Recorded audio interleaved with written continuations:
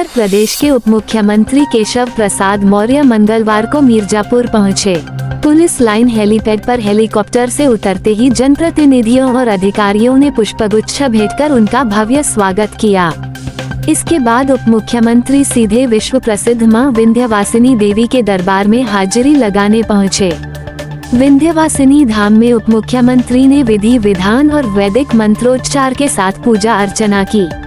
उन्होंने न केवल मुख्य मंदिर बल्कि त्रिकोण दर्शन के तहत कालिखों और अष्टभुजा देवी मंदिर में भी मत्था टेका। इस दौरान उन्होंने प्रदेशवासियों के खुशहाल जीवन, अच्छे स्वास्थ्य और उत्तर प्रदेश की निरंतर प्रगति की कामना की। धन्य हो गया जी।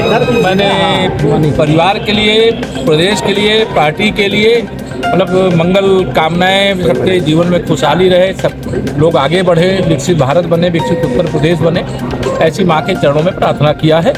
और मुझे लगातार जब मैं देखता हूँ, क्योंकि मैं उस समय भी अयोध्या भी जाता था, काशी भी जाता था, विंध्याचल माँ के चरणों में भी आता था, लेकिन जब उत्तर प्रदेश में 2017 में हमारी सरकार आई, देश में हमारी सरकार आई, तब से इन तीर्थ स्थलों पे जाने के बाद लगता है कि कमल का बटन दबाने से रामलला का भव्य मंदिर बन जाता है, बाबा विश्वनाथ जी का धाम बन जाता है, माँ का धाम बन जाता है, चित्रकूट धाम बन जाता है, नैमिषारण्य बन जाता है, और सभी तीर्थ स्थलों का सर्वांगीण विकास होता है।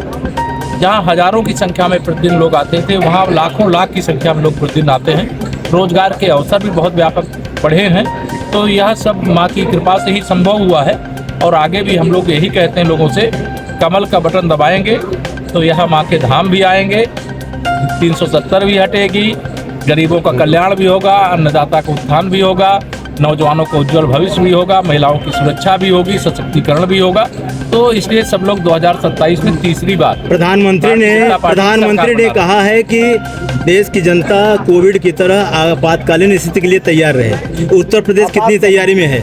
देखिए, माननीय प्रधानमंत्री जी ने जो कहा है, वह जो अफवाह गैंग है, ये अफवाह गांधी और अफवाह यादव, मतलब इनको श्री अखिलेश यादव और श्री राहुल गांधी के बारे में कह रहा हूँ, वो दुष्प्रचार करते हैं।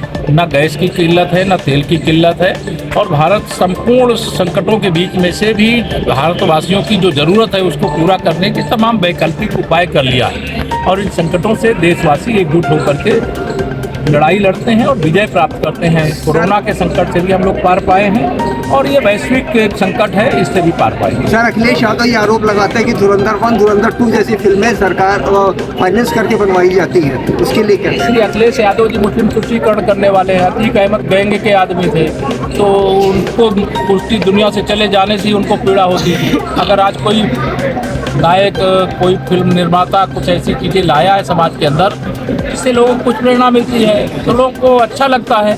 इनको तकलीफ क्यों होती है? देशवासियों को, प्रदेशवासियों को तकलीफ नहीं। मुख्यमंत्री ने कहा है कि जितने भी धार्मिक स्थल हैं वहाँ VIP कल्चर समाप्त होने चाहिए।